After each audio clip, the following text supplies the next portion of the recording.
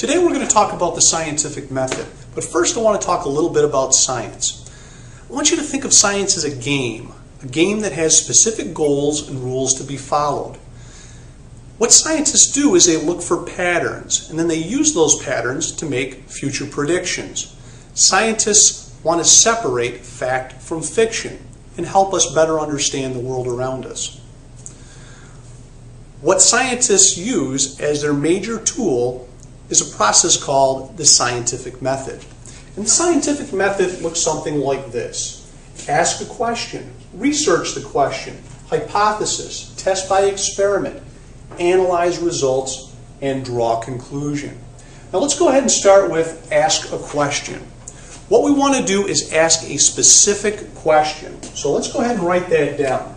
We want our question to be specific.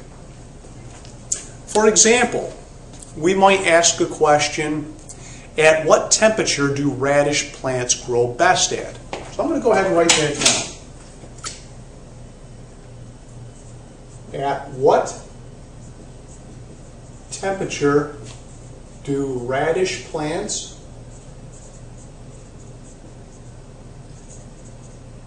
grow best at? Now that's a specific question, and as such, we can test it. An example of a general question might be, at what temperature do plants grow best at? Because some plants like colder temperatures, some plants like warmer temperatures. We can't test that adequately. Another example of a general question might be, under what weather conditions do radish plants grow best at? Again, when you talk about the weather, you're talking about the humidity, you're talking about the precipitation, the amount of sunlight that gets received, the wind. All those things are factors, and it's going to be too complicated to test. So at what temperature do radish plants grow best at? That's a specific question that we can test.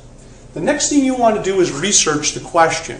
You want to look up as much information as you can on this topic. All right? You might go to the internet. You might go to magazines published by other scientists. You might talk to scientists. You might go to the library.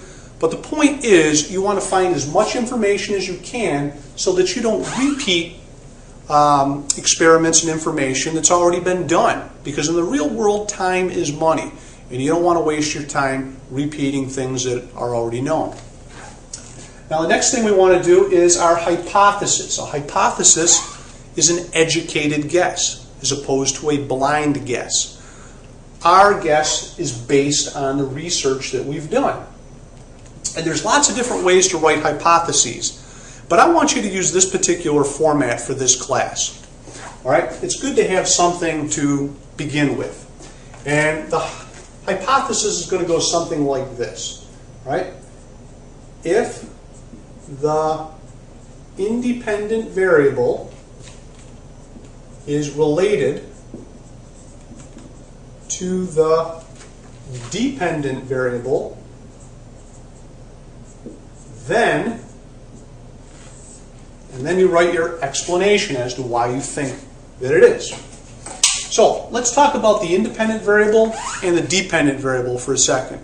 The independent variable is the factor that a scientist purposely manipulates or changes. And because of that, oftentimes the independent variable is referred to as the manipulated variable. All right? So what do you think we might want to change here as a scientist? Probably you're going to want to change the temperature, because you want to find out what temperature radish plants grow best at. So that's going to be our independent variable, the thing we're going to purposely manipulate or change. The next factor is going to be called the dependent variable. And the dependent variable depends on the independent variable. I want you to think about it like this. It's the factor that the scientist is going to measure.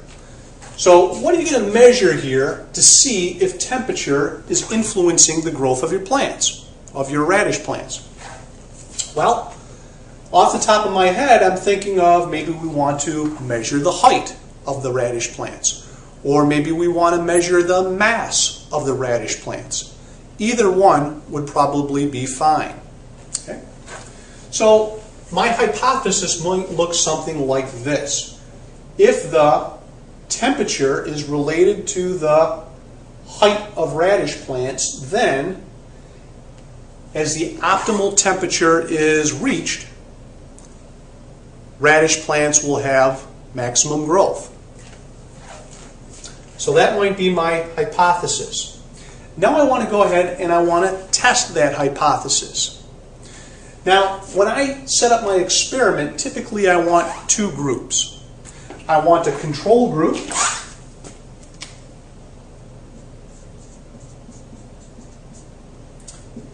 and I want an experimental group.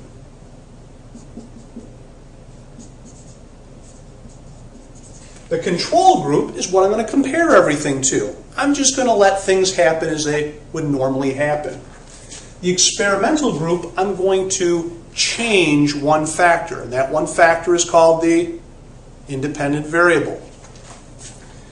Now, it's important that our experiments be statistically valid. That means that we can have confidence that our results are true. For example here, if I'm growing radish plants, I probably want to grow more than 1 or 2 or 3 or 4 or even 5, because maybe my seeds aren't as hardy as they should be. Maybe something, whatever, is preventing my seeds from growing as well as they should. Or maybe they're growing great, and they're actually growing better than average. So I want a large enough sample size that I can have confidence in my results. For example, I might want to grow 100 radish plants, or even better yet, 1,000 radish plants. And then I'm going to take the average height of all these radish plants and use that. All right? And I can have confidence that my results are close to the truth.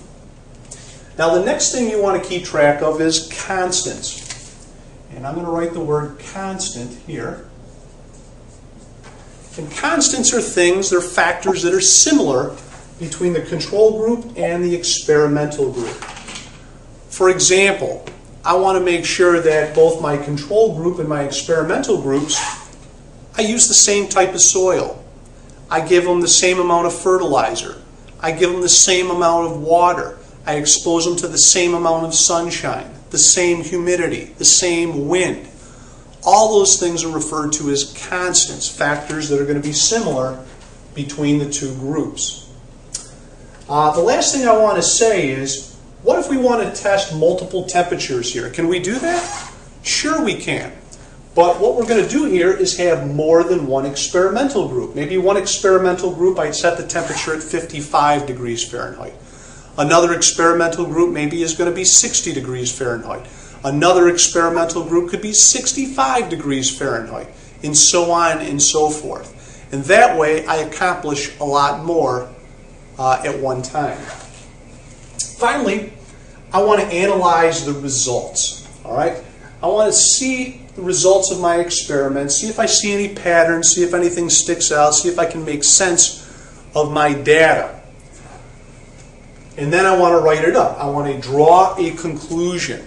I simply want to state the outcome. So let me go ahead and write that down. Draw a conclusion. We're going to state the outcome.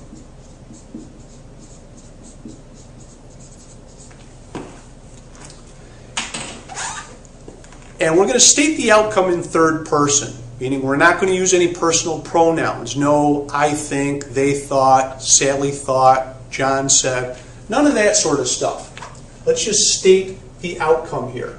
For example, maybe our conclusion goes something like that, something like this. Radish plants grew best at 65 degrees Fahrenheit. That would be a very simple outcome, and that's all we want for the purpose of this class. Lastly, two things can occur here. One of two things can occur. If your hypothesis turns out to be true, then you might want to publish those results, meaning you might want to share those with other scientists by putting those results in a magazine that other scientists read. However, more often than not, our hypothesis turns out to be false. Things didn't occur as we thought they would. And that's okay to be wrong, because most of the time we're going to be wrong. That doesn't mean we give up. That just means that we learn from our results and we move forward. So if our hypothesis turns out to be false, then what we want to do is make up a new hypothesis. We'll change our hypothesis, and then we'll go through the process again. We'll test by experiment, we'll analyze our results, we'll draw a conclusion. And again, if it's false, we go back to the drawing board, work on a new hypothesis, and we keep doing this over and over. Science is not like TV. Science does not get solved in a single hour. Sometimes it takes months or years to figure something out. So science is a slow process. Be aware of that so that you're not disappointed. And that's going to be it for scientific method.